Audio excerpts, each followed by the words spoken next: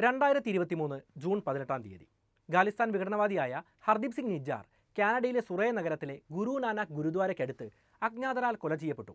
ഇത് കാനഡയെ ഞെട്ടിച്ചൊരു വാർത്തയായിരുന്നു. ഇന്ത്യയെ എതിർത്ത, ഇന്ത്യയിൽ തീവ്രവാദ പ്രവർത്തനങ്ങൾക്ക് ഗൂഢാലോചന നടത്തിയ പേരുകേട്ട തീവ്രവാദികൾ ലോകത്തിൻ്റെ വിവിധ ഭാഗങ്ങളിൽ വെച്ച് അജ്ഞാതരാൽ കൊല ചെയ്യപ്പെട്ട സമയത്താണ് ഈ കാര്യവും സംഭവിച്ചത്. അതിനുശേഷം ഹർദീപ് സിംഗ് നിജ്ജാറിൻ്റെ കൊലപാതകത്തെക്കുറിച്ചുള്ള അന്വേഷണം കനേഡിയൻ ഗവൺമെൻറ് നടത്തിയിരുന്നു. 2024 ഒക്ടോബർ 13 തീയതി ഇന്ത്യൻ ഹൈക്കമ്മീഷണർക്കും നയതന്ത്രജ്ഞർക്കും ഈ കൊലപാതകത്തിൽ പങ്കുണ്ടെന്നുള്ള കുറ്റപത്രം കാനഡ ഇന്ത്യൻ ഗവൺമെൻറ്റിന് സമർപ്പിക്കുകയാണ്. അതിനുശേഷമാണ് ഇപ്പോൾ ഇന്ത്യയും കാനഡയും തമ്മിലുള്ള ബന്ധങ്ങൾ വഷളായത്. ഇന്ത്യയും കാനഡയും തമ്മിൽ വാസ്തവത്തിൽ ഇപ്പോൾ ശീതയുദ്ധമാണ്. പൊതുവേദികളിലെല്ലാം അവസരം കിട്ടുന്ന സമയത്തെല്ലാം ആരോപണങ്ങളും പ്രത്യാരോപണങ്ങളും ഇരു രാജ്യങ്ങളും നടത്തിക്കൊണ്ടേയിരിക്കുന്നു. ഏറ്റവും ഒടുവിൽ 2024 ഒക്ടോബർ മാസം 14 തീയതി കാനഡയിലെ ഇന്ത്യൻ ഹൈക്കമ്മീഷണർ ഉൾപ്പെടെ 6 ഇന്ത്യൻ നയതന്ത്രജ്ഞരെയായിരുന്നു കാനഡ പുറത്താക്കിയത്. ഇന്ത്യയും വെറുതെ നിന്നില്ല. ഇതിന് മറുപടിയായിട്ട് 6 കനേഡിയൻ നയതന്ത്രജ്ഞരെയാണ് ഇന്ത്യയും പുറത്താക്കിയത്. എന്നാൽ ഇന്ത്യയും കാനഡയും തമ്മിലുള്ള ഈ ഉടക്ക് ഇന്നും ഇന്നലും തുടങ്ങിയതല്ല. ഏതാണ്ട് 50 വർഷത്തോളം പഴക്കമുണ്ട് ഈ ചരിത്രത്തിന്. ഈ അടുത്ത് നമ്മൾ നോക്കിയാൽ ഇന്ത്യയിലെ കർഷക സമരങ്ങളിലടക്കം കാനഡ അഭിപ്രായം പറഞ്ഞിട്ടുണ്ട്. അവസരം കിട്ടുമ്പോഴെല്ലാം ഇന്ത്യയെ അവർ കുറ്റവും പറയുന്നുണ്ട്. എന്നാൽ എന്തിനാണ് കുറച്ച് ഖാലിസ്ഥാനികൾക്ക് വേണ്ടി കാനഡ ഇന്ത്യയെ പിണക്കുന്നത്? ഇന്ത്യൻ ആഭ്യന്തര കാര്യങ്ങളിൽ എന്തിനാണ് അവർ ഇടപെടുന്നത്? നമുക്കതിന്ന് വിശദമായിട്ട് മനസ്സിലാക്കാം. അതിനു മുന്നേ ലോകം അതിവേഗം മാറുകയാണ്. പുതിയ പ്രശ്നങ്ങൾ ഉണ്ടാവുന്നു, പരിഹാരങ്ങൾ ഉണ്ടാവുന്നു, യുദ്ധങ്ങളും സമാധാന ശ്രമങ്ങളും ഉണ്ടാവുന്നു. വാസ്തവത്തിൽ ഈ ചടുലമായ ലോകത്ത് നമുക്കിനി പിടിച്ചു നിൽക്കണമെങ്കിൽ ലോകത്തിൻ്റെ വേഗതയിൽ നമ്മളും മാറണം. ജോലിയിൽ ഉയർച്ച ഉണ്ടാവാനും വരുമാനം കൂട്ടാനും അത് മാത്രമാണ് ഏക വഴി. അതുകൊണ്ട് ഈ വീഡിയോ ഇന്ന് നിങ്ങൾക്ക് വേണ്ടി സമർപ്പിച്ചിട്ടുള്ളത് ഗ്രോത്ത് സ്കൂളാണ്. നമ്മുടെ പ്രേക്ഷകർക്ക് വേണ്ടി അവരുടെ ChatGPT ആൻഡ് AI വർക്ക്ഷോപ്പ് ഇപ്പോൾ സൗജന്യമായിട്ട് നൽകിയിട്ടുണ്ട്. ഞാൻ കമൻറ്റിൽ കൊടുത്ത ലിങ്ക് വഴി ജോയിൻ ചെയ്യുന്ന ആദ്യ 1500 പേർക്ക് മാത്രമാണ് ഈ അവസരമുള്ളത്. നിങ്ങൾക്ക് എൻ്റെ വീഡിയോയിലെ പല ചിത്രങ്ങളും ശ്രദ്ധിച്ചാൽ അറിയാം, അതെല്ലാം AI വെച്ചുണ്ടാക്കുന്നതാണ്. എന്തായാലും ഈ വർക്ക്ഷോപ്പിലൂടെ ChatGPT അടക്കമുള്ള 20ലധികം AI ടൂളുകൾ ഉപയോഗിക്കാനുള്ള അടിസ്ഥാന അറിവുകൾ 3 മണിക്കൂർ കൊണ്ട് നിങ്ങൾക്ക് പഠിച്ചെടുക്കാൻ പറ്റുന്നതാണ്. ശരിക്കും പണമടച്ച് പഠിക്കേണ്ട ഈ ക്ലാസ്സിലൂടെ ആദ്യം അടിസ്ഥാന കാര്യങ്ങൾ മനസ്സിലാക്കിയാൽ പിന്നെ കൂടുതൽ പഠിക്കേണ്ട കാര്യങ്ങൾ നമുക്ക് പണമടച്ച് പഠിക്കാനുള്ള അവസരമുണ്ട്. 10 ലക്ഷത്തിലധികം ആളുകൾ പഠിച്ച ഈ വർക്ക്ഷോപ്പിലൂടെ HR, സെയിൽസ്, മാർക്കറ്റിംഗ് അടക്കമുള്ള മേഖലകളിൽ ജോലി ചെയ്യുന്നവർക്കും ജോലി അന്വേഷിക്കുന്നവർക്കും വിദ്യാർത്ഥികൾക്കും ജീവിതം മെച്ചപ്പെടുത്താനും ശമ്പളം വർദ്ധിപ്പിക്കാനും ഒക്കെ സാധിക്കുന്നതാണ്. ഓർക്കുക, ആദ്യ 1500 പേർക്ക് മാത്രമാണ് വർക്ക്ഷോപ്പ് സൗജന്യമായിട്ടുള്ളത്. പെട്ടെന്ന് തന്നെ നോക്കിക്കോളൂ. വിഷയത്തിലേക്ക് തിരിച്ചു വന്നാൽ ഇന്ത്യ കാനഡ പ്രശ്നങ്ങൾ മനസ്സിലാക്കാൻ ഹർദീപ് സിംഗ് നിജ്ജാർ ആരാണെന്നും ഖാലിസ്ഥാൻ വിഘടനവാദം എന്താണെന്നും ആദ്യം നമ്മൾ അറിയണം. ഖാലിസ്ഥാൻ വിഘടനവാദത്തിൻ്റെ ഉത്ഭവം വാസ്തവത്തിൽ 1948 ഇന്ത്യയുടെ സ്വാതന്ത്ര്യത്തിന് ശേഷം താരാ സിംഗ് എന്ന സിഖ് നേതാവിൽ നിന്നുമാണ് ആരംഭിക്കുന്നത്. എന്നാൽ അതിനു മുന്നേ 1920 തന്നെ താരാ സിംഗ് ശിരോമണി അകാലിദൾ എന്നൊരു രാഷ്ട്രീയ പാർട്ടി രൂപീകരിക്കുന്നുണ്ട്. 1920 ആരംഭിച്ച സിഖ് ഗുരുദ്വാര പ്രസ്ഥാനത്തിൻ്റെ ഭാഗമായിട്ടാണ് ഈ പാർട്ടി രൂപീകരിക്കപ്പെടുന്നത്. സിഖ് ഗുരുദ്വാരകളുടെ ചുമതല വഹിച്ചിരുന്നത് മഹന്ത് എന്നറിയപ്പെടുന്ന പുരോഹിതന്മാരായിരുന്നു. ഓരോ ഗുരുദ്വാരകളുടെയും സ്വത്തുക്കളും വരുമാനവുമെല്ലാം ഇവരായിരുന്നു കൈകാര്യം ചെയ്തുകൊണ്ടിരുന്നത്. അല്ലെങ്കിൽ ഇത് കൈകാര്യം ചെയ്യുന്ന പുരോഹിതരെയാണ് ഇങ്ങനെ പറയുന്നത്. ഇവരുടെ കാലശേഷം അനന്തര തലമുറകൾക്കായിരുന്നു ഇത് കൈകാര്യം ചെയ്യാനുള്ള അവകാശങ്ങളെല്ലാം ഉണ്ടായിരുന്നത്. ഈ പുരോഹിതന്മാരിൽ പലരും അവരുടെ താല്പര്യങ്ങൾക്കനുസരിച്ച് അഴിമതിയിലൂടെ ഗുരുദ്വാരകളിലെ സ്വത്തുക്കളും വരുമാനവും എല്ലാം കൈക്കലാക്കിയിരുന്നു. അങ്ങനെ പാരമ്പര്യമായിട്ട് ആ സ്വത്തുക്കൾ കൈമാറി വരികയാണ്. നമ്മൾ നോക്കണം, ഒരു മതത്തിൻ്റെ ആരാധനാലയത്തിൻ്റെ സ്വത്തുക്കളാണ് ചില കുടുംബങ്ങൾ ഇങ്ങനെ കൈവശം വെക്കുന്നത്. ഇതിനെതിരെ സാധാരണ സിഖുകാർ തുടങ്ങിയ മുന്നേറ്റമാണ് സിഖ് ഗുരുദ്വാര പ്രസ്ഥാനം. അങ്ങനെ ഈ മുന്നേറ്റത്തിന് പിന്തുണ പ്രഖ്യാപിച്ചുകൊണ്ട് ബ്രിട്ടീഷ് ഇന്ത്യയിൽ സിഖുകാരുടെ അവകാശങ്ങൾക്ക് വേണ്ടി ശബ്ദമുയർത്തുന്ന സംഘടന എന്ന നിലയിലാണ് ശിരോമണി അകാലിദൾ ആരംഭിക്കുന്നത്. 1945 രണ്ടാം ലോക മഹായുദ്ധം അവസാനിക്കുമ്പോൾ തന്നെ ബ്രിട്ടീഷുകാർ അവരുടെ പല കോളനി രാജ്യങ്ങൾക്കും സ്വാതന്ത്ര്യം നൽകാൻ തീരുമാനിക്കുന്നുണ്ട്. ഇതിൻ്റെ ഭാഗമായിട്ട് ഇന്ത്യയിൽ 1946 ക്യാബിനറ്റ് മിഷൻ ഒരു ഭരണഘടനാ അസംബ്ലി രൂപീകരിക്കാൻ തീരുമാനിച്ചു. അതിൽ 216 പേർ ഹിന്ദുക്കളും 78 മുസ്ലിം മതവിശ്വാസികളും 4 സിഖുകാരും മാത്രമാണ് ഉണ്ടായിരുന്നത്. ശ്രദ്ധിക്കണം, 4 സിഖുകാർ മാത്രമാണ്. കൂടാതെ ആ വർഷം തന്നെ ഒരു താൽക്കാലിക സർക്കാരിനെയും ക്യാബിനറ്റ് മിഷൻ തിരഞ്ഞെടുക്കുന്നുണ്ട്. ഇതിൽ 14 അംഗങ്ങളിൽ ഒരാൾ മാത്രമാണ് സിഖ് സമൂഹത്തിൽ നിന്നുണ്ടായിരുന്നത്. എന്നാൽ ക്യാബിനറ്റ് മിഷൻ്റെ ഈ തീരുമാനങ്ങൾ താരാ സിംഗ് അടങ്ങുന്ന അകാലി പാർട്ടിക്ക് സ്വീകാര്യമായിരുന്നില്ല. അവർ ഭരണഘടനാ അസംബ്ലിയെയും താൽക്കാലിക സർക്കാരിനെയും ബഹിഷ്കരിക്കാൻ തീരുമാനിച്ചു. എന്നാൽ പിന്നീട് ഇന്ത്യൻ നാഷണൽ കോൺഗ്രസ് പാർട്ടി ഒരു സമവായവുമായിട്ട് മുന്നോട്ട് വരുന്നുണ്ട്. ഇവർ പറയുന്ന കുറച്ച് ആവശ്യങ്ങളെല്ലാം അംഗീകരിച്ചു കൊടുക്കാം എന്ന ഉറപ്പാണ് ഇന്ത്യൻ നാഷണൽ കോൺഗ്രസ് പാർട്ടി നൽകുന്നത്.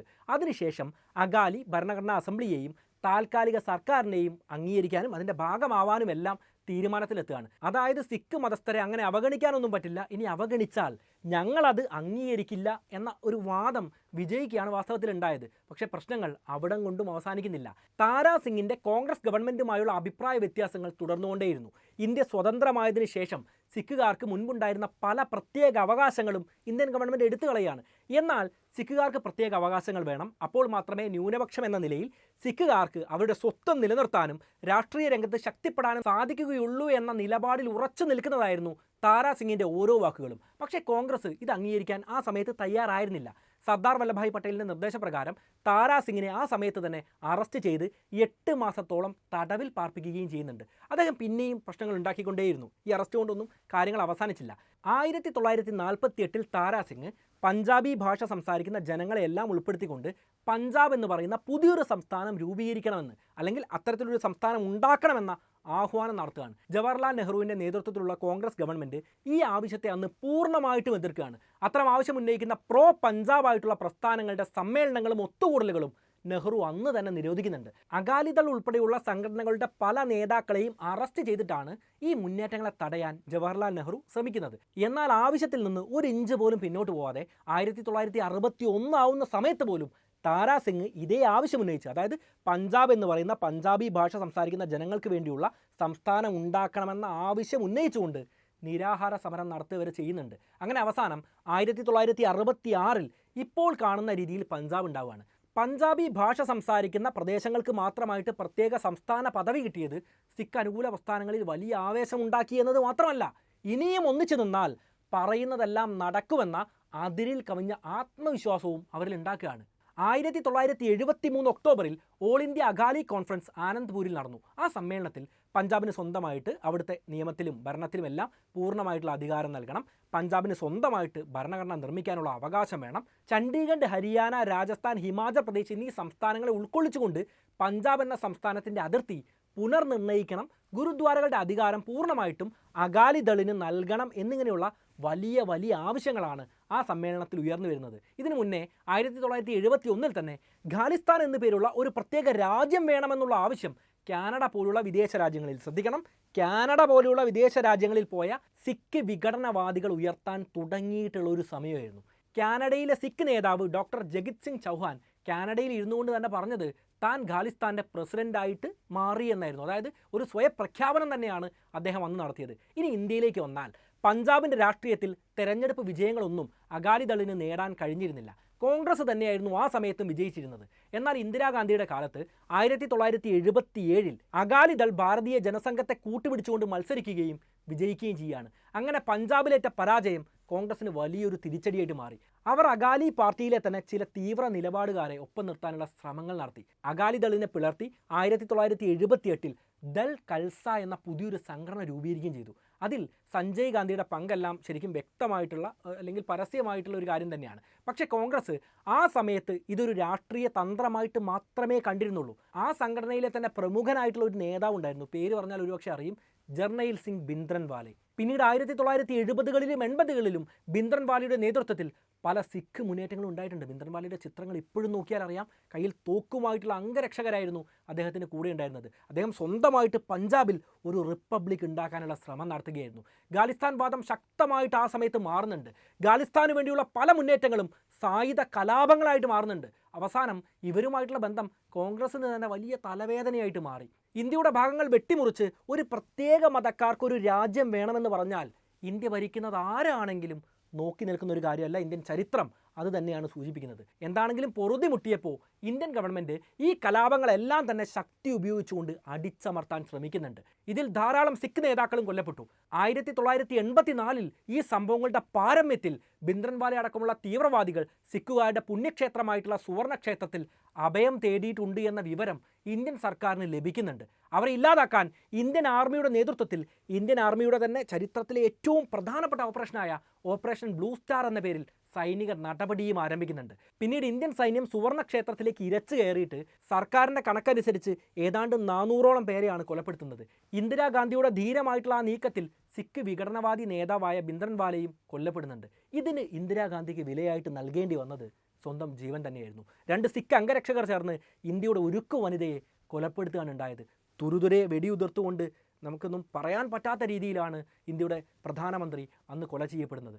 ഇതിന് മറുപടിയായിട്ട് ഇന്ത്യയുടെ തലസ്ഥാനമായിട്ടുള്ള ന്യൂഡൽഹിയിൽ സിഖ് വിരുദ്ധ കലാപങ്ങൾ പൊട്ടിപ്പുറപ്പെടുന്നുണ്ട്. വാസ്തവത്തിൽ ഇത് അംഗീകരിക്കാൻ പറ്റാത്തൊരു കാര്യമാണ്. ഈ ഖാലിസ്ഥാനെ അംഗീകരിക്കാത്ത സിഖുകാരും അന്ന് ആ സിഖ് വിരുദ്ധ കലാപത്തിൽ കൊല ചെയ്യപ്പെടുന്നുണ്ട്. എന്താണെങ്കിലും ഇതെല്ലാം വലിയ പകയായിട്ട് ഖാലിസ്ഥാനിവാദികൾ ഉള്ളിൽ കൊണ്ടു നടന്നതുകൊണ്ട് തന്നെ തൊട്ടടുത്ത വർഷം 1985 ഇവർ ചെയ്ത കാര്യം എയർ ഇന്ത്യയുടെ ഫ്ലൈറ്റ് 182-ൽ ബോംബ് സ്ഫോടനം നടത്തുകയാണ്. 300ഓളം സാധാരണക്കാരായ മനുഷ്യരാണ് അന്ന് മരണപ്പെടുന്നത്. പിന്നീട് ഈ തീവ്രവാദ പ്രവർത്തനങ്ങൾ നടക്കാനുള്ള കാരണം കാനഡയിലുള്ള ഖാലിസ്ഥാനി ഭീകരവാദികളാണെന്നും ഇന്ത്യ സുവർണക്ഷേത്രത്തിൽ നടത്തിയ സൈനിക നടപടിക്കുള്ള പകരം വീട്ടലായിട്ടാണ് അവർ ഈ തീവ്രവാദ പ്രവർത്തനത്തെ കണ്ടത് എന്നും ഇന്ത്യ കണ്ടെത്തുകയാണ്. വിമാനത്തിൽ ബോംബ് വെച്ചതിൻ്റെ, സാധാരണക്കാരായ ഇന്ത്യക്കാരെ കൊലപ്പെടുത്തിയതിൻ്റെ മുഖ്യമായ ബുദ്ധി കേന്ദ്രം തൽവീന്ദർ പാർമാർ എന്ന ക്രിമിനലിനെ വിട്ടു നൽകാൻ ഇന്ത്യ കാനഡയോട് ആവശ്യപ്പെടുന്നുണ്ട്. പക്ഷേ അന്നത്തെ കനേഡിയൻ പ്രധാനമന്ത്രിയായിരുന്ന പിയറി ട്രൂഡോ തൽവീന്ദർ പാർമാറിനെ വിട്ടു തരാതെ സംരക്ഷിക്കാനുണ്ടായത്. പിയറി ട്രൂഡോ ഈ പേര് കേൾക്കുമ്പോൾ എവിടെയോ കേട്ടതുപോലെ തോന്നില്ലേ? 2015 മുതൽ കനേഡിയൻ പ്രധാനമന്ത്രിയായ, ഇപ്പോൾ ഇന്ത്യക്കെതിരെ ഇത്രത്തോളം വലിയ ആരോപണങ്ങൾ ഉന്നയിക്കുന്ന, ഇന്ത്യയോട് എപ്പോഴും പ്രശ്നങ്ങൾ ഉണ്ടാക്കിക്കൊണ്ടിരിക്കുന്ന ജസ്റ്റിൻ ട്രൂഡോയുടെ അച്ഛനാണ് ഈ പിയറി ട്രൂഡോ. അപ്പോൾ 1980കളിൽ തന്നെ ഖാലിസ്ഥാൻ തീവ്രവാദികളെ സംരക്ഷിക്കുന്ന പതിവ് കാനഡയ്ക്ക് ഉണ്ടായിരുന്നു എന്ന് വേണം നമ്മൾ മനസ്സിലാക്കാൻ. അതിനു മുന്നേ 1974 ഇന്ത്യ പൊക്രാനിൽ ആണവ പരീക്ഷണം നടത്തി ലോകത്തെ തന്നെ ഞെട്ടിച്ചൊരു സംഭവമുണ്ട്. ആ സമയത്തും കാനഡ ഇന്ത്യക്കെതിരെ പറയുകയൊക്കെ ഉണ്ടായിരുന്നു.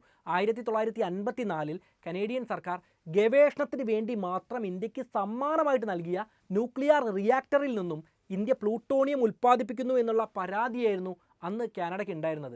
സമാധാനപരമായിട്ടുള്ള ആവശ്യങ്ങൾക്ക് വേണ്ടി മാത്രമായിരുന്നു ഞങ്ങൾ ഈ റിയാക്ടർ വിട്ടു നൽകിയത്, പക്ഷേ ഇന്ത്യ അതുപയോഗിച്ച് ബോംബുണ്ടാക്കി എന്ന കടുത്ത ആരോപണമാണ് ആ സമയത്ത് അവർ ഉന്നയിക്കുന്നത്.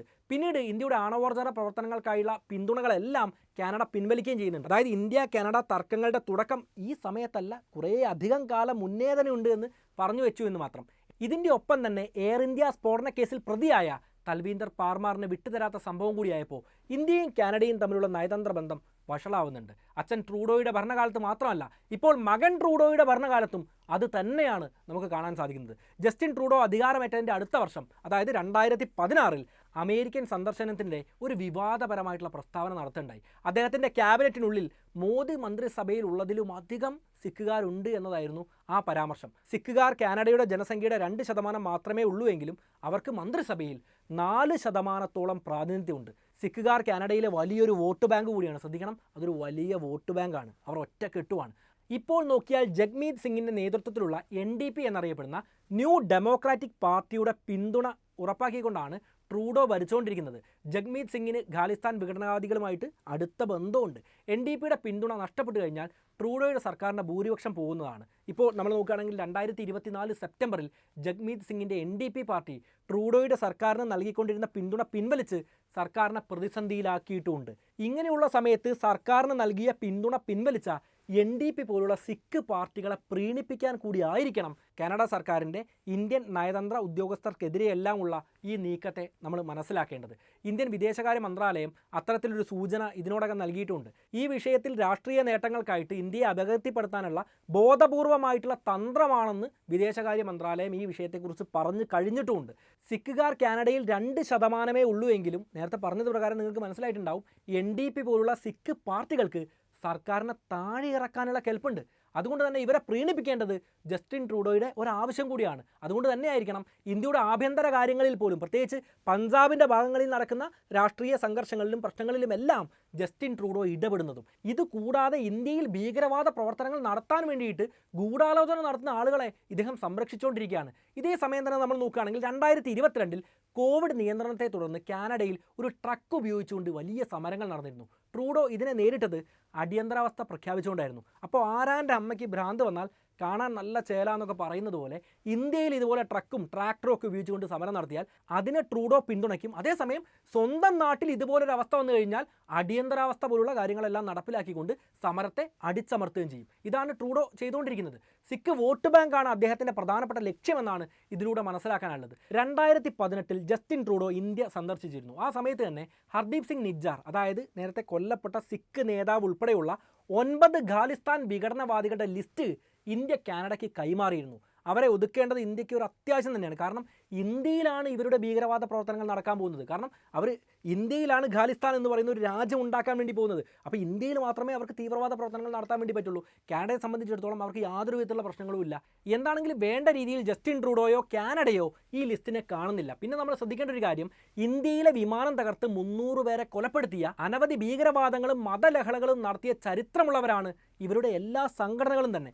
ഇനി ഹർദീപ് സിംഗ് നിജ്ജാറിൻ്റെ കാര്യം നോക്കിയാൽ ഇന്ത്യയിൽ തീവ്രവാദത്തിൻ്റെ ലിസ്റ്റിൽ ഉൾപ്പെട്ട സംഘടനയായിട്ടുള്ള ഖാലിസ്ഥാൻ ടൈഗർ ഫോഴ്സ് എന്ന സംഘടനയുടെ നേതാവായിരുന്നു ഇദ്ദേഹം. ഇതുമാത്രമല്ല, ഇന്ത്യയിൽ നിരോധിക്കപ്പെട്ട മറ്റൊരു സംഘടനയായ സിഖ് ഫോർ ജസ്റ്റിസ് എന്ന സംഘടനയുമായിട്ടും ഇയാൾക്ക് ബന്ധമുണ്ടായിരുന്നു. കൂടാതെ 2007 പഞ്ചാബിലെ ലുധിയാനയിൽ നടന്ന ബോംബ് കേസിൽ ഇയാൾ പ്രതിയാണ്. ആ സ്ഫോടനത്തിൽ 6 പേർ മരിക്കുകയും 40ഓളം പേർക്ക് പരുക്ക് പറ്റുകയും ചെയ്തിരുന്നു. കാനഡയിൽ ഇരുന്നുകൊണ്ടാണ് ഈ കാര്യങ്ങളെല്ലാം ഒപ്പിക്കുന്നതെന്ന കാര്യം പ്രത്യേകം ഓർക്കണം. കാനഡയിലെ ബ്രിട്ടീഷ് കൊളംബിയ എന്ന പ്രദേശത്ത് ഇന്ത്യയിൽ ആക്രമണം നടത്താൻ ചാവേറുകൾക്ക് വേണ്ടി തീവ്രവാദ പരിശീലന ക്യാമ്പുകൾ നടത്തിയതായിട്ടും ഇയാൾക്കെതിരെ ആരോപണമുണ്ട്. അപ്പോൾ ചെറിയ പുള്ളിയൊന്നുമല്ല. ഇതേ കാരണങ്ങളെല്ലാം കൊണ്ട് തന്നെ 2022 ഇയാളെക്കുറിച്ചുള്ള വിവരങ്ങൾ കൈമാറുന്ന ആളുകൾക്ക് ഇന്ത്യൻ ഗവൺമെൻറ് പാരിതോഷികം പ്രഖ്യാപിച്ചത് 10 ലക്ഷം രൂപയായിരുന്നു. അത്രയും കൊടും ഭീകരനാണ് ഇയാളെന്ന കാര്യം തർക്കമില്ലാത്തതാണ്. എന്നിട്ടും കാനഡ ഇയാളെ വിട്ടു നൽകാൻ തയ്യാറായിരുന്നില്ല. ഇങ്ങനെ നമ്മൾ നോക്കിയാൽ കാനഡയിൽ മാത്രമല്ല, UK, ഓസ്ട്രേലിയ, അമേരിക്ക പോലുള്ള രാജ്യങ്ങളിലും ഖാലിസ്ഥാൻ വാദികൾ വലിയ സജീവമായിട്ട് തന്നെ പ്രവർത്തിക്കുന്നുണ്ട്. പക്ഷേ കാനഡയാണ് അവരുടെ പ്രധാനപ്പെട്ട കേന്ദ്രം എന്നതാണ് നമ്മൾ അറിഞ്ഞിരിക്കേണ്ട കാര്യം. ഇതിന് കാരണം നേരത്തെ പറഞ്ഞതുപോലെ അവരുടെ രാഷ്ട്രീയ സ്വാധീനം കൂടിയാണ്. 2018 ഖാലിസ്ഥാൻ ഭീകരവാദിയായ ഹർദീപ് സിംഗ് നിജ്ജാർ ഉൾപ്പെടെയുള്ളവരുടെ ലിസ്റ്റ് ഇന്ത്യൻ സർക്കാർ നൽകിയിട്ടുണ്ട് എങ്കിലും, ആ കാര്യം മുന്നേ പറഞ്ഞതാണ്, കനേഡിയൻ സർക്കാർ ഇവർക്കെതിരെ യാതൊരു വിധത്തിലുള്ള നടപടികളും സ്വീകരിച്ചിരുന്നില്ല. അതിൻ്റെ പ്രധാനപ്പെട്ട ഒരു കാരണം എന്ന് പറയുന്നത് ഇവരെല്ലാം കനേഡിയൻ പൗരന്മാരാണ്. ഇന്ത്യയിൽ ഭീകരവാദ പ്രവർത്തനങ്ങൾ നടത്തുന്നത് മാത്രമേ ഉള്ളൂ. അവർ പൗരത്വം എടുത്തിട്ടുള്ളത് കാനഡയിൽ നിന്നുമാണ്. കൊല്ലപ്പെട്ടു. പിന്നീട് തുടരെ പല ഖാലിസ്ഥാനി നേതാക്കളും അജ്ഞാതരാൽ കൊല ചെയ്യപ്പെടുകയാണ്. ഇടയിൽ ലിസ്റ്റ് ചോദിച്ചിട്ട് തരാഞ്ഞിട്ടല്ലേ എന്ന് ആരോ എവിടുന്നോ ഒക്കെ പറയുന്നുണ്ടാവണം. പക്ഷേ നിജ്ജാറിൻ്റെ കൊലപാതകത്തിൽ കാനഡ ഇന്ത്യയെ കുറ്റക്കാരാക്കുകയും അന്വേഷണം തുടങ്ങുകയും ചെയ്തു. അതിൻ്റെ അവസാനമാണ് 2024 ഒക്ടോബർ 13 അന്വേഷണവുമായി ബന്ധപ്പെട്ട് ഇന്ത്യൻ ഹൈക്കമ്മീഷണർ ഉൾപ്പെടെയുള്ള മറ്റ് നയതന്ത്രജ്ഞരെ ഈ കേസിൽ നോട്ടപ്പുള്ളികളാണ് എന്ന രീതിയിലുള്ള വിവരം കാനഡ ഇന്ത്യയെ അറിയിക്കുന്നത്. ഇതേ തുടർന്നാണ് ഇപ്പോൾ ഇന്ത്യ കാനഡ ബന്ധം വീണ്ടും ചർച്ചയാവുന്നത്. പക്ഷേ ഇന്ത്യ ഇത് നിഷേധിച്ചു. ഇത് മാത്രമല്ല, പാകിസ്ഥാനിലും അമേരിക്കയിലും അടക്കം ഇന്ത്യയുടെ ശത്രുക്കളെ ആരോ കൊന്നതിന് ഞങ്ങളെ പറയരുത് എന്ന നിലപാടാണ് ഇന്ത്യക്കുള്ളത്. കാര്യം ഇങ്ങനെയൊക്കെ ആണെങ്കിലും 2 രാജ്യങ്ങളും തമ്മിലുള്ള വ്യാപാര ബന്ധത്തെ ഈ പ്രതിസന്ധി ബാധിക്കില്ലെന്ന് ഇരു രാജ്യങ്ങളും ഇപ്പോൾ അറിയിക്കുന്നുണ്ട്. കൂടാതെ ഇത് ട്രൂഡോ സർക്കാരിൻ്റെ ഒരു രാഷ്ട്രീയ അജണ്ട മാത്രമാണ് എന്ന അഭിപ്രായത്തിൽ ഇന്ത്യ ഉറച്ചു നിൽക്കുകയാണ്. എന്താണെങ്കിലും ഇരു രാജ്യങ്ങളും തമ്മിലുള്ള ബന്ധം ഭാവിയിൽ ഏത് തരത്തിൽ മുന്നോട്ട് പോകുമെന്ന് നമുക്ക് നോക്കിക്കാണേണ്ട ഒരു വിഷയമാണ്. അതേക്കുറിച്ച് കൂടുതൽ വിവരങ്ങൾ പുറത്തു വരുന്ന മുറയ്ക്ക് തീർച്ചയായിട്ടും നമുക്ക് വീഡിയോ ആയിട്ട് ചെയ്യാവുന്നതാണ്. ആ വീഡിയോ കാണാൻ നിങ്ങൾക്ക് താല്പര്യമുണ്ടെങ്കിൽ തീർച്ചയായിട്ടും കമൻറ്റിൽ എഴുതുക. വീഡിയോ ഒന്ന് ലൈക്ക് ചെയ്യൂ, കൂട്ടുകാർക്ക് വേണ്ടി ഷെയർ ചെയ്ത് കൊടുക്കൂ. പിന്നെ ഞാൻ വീഡിയോയുടെ തുടക്കത്തിൽ പറഞ്ഞതുപോലെ ഈ വീഡിയോ നിങ്ങൾക്ക് വേണ്ടി സമർപ്പിച്ചിട്ടുള്ളത് ഗ്രോത്ത് സ്കൂളാണ്. അവരുടെ ChatGPT ആൻഡ് AI വർക്ക്ഷോപ്പിൽ നിങ്ങൾക്ക് ജോയിൻ ചെയ്യാം. 3 മണിക്കൂറിനുള്ളിൽ 20-ലധികം AI ടൂളുകൾ കൈകാര്യം ചെയ്യാനുള്ള അടിസ്ഥാന കാര്യങ്ങളെല്ലാം മനസ്സിലാക്കാവുന്നതാണ്. പ്രത്യേകമായിട്ട് ഓർക്കുക, ആദ്യം ജോയിൻ ചെയ്യുന്ന 1500 പേർക്ക് മാത്രമാണ് വർക്ക്ഷോപ്പ് സൗജന്യമായിട്ടുള്ളത്. താല്പര്യമുള്ളവരെല്ലാം ചെക്ക് ചെയ്ത് നോക്കൂ. നമുക്ക് എന്തായാലും നല്ലൊരു വിഷയവുമായിട്ട് വീണ്ടും കണ്ടുമുട്ടാം. It's me Anurag, signing off.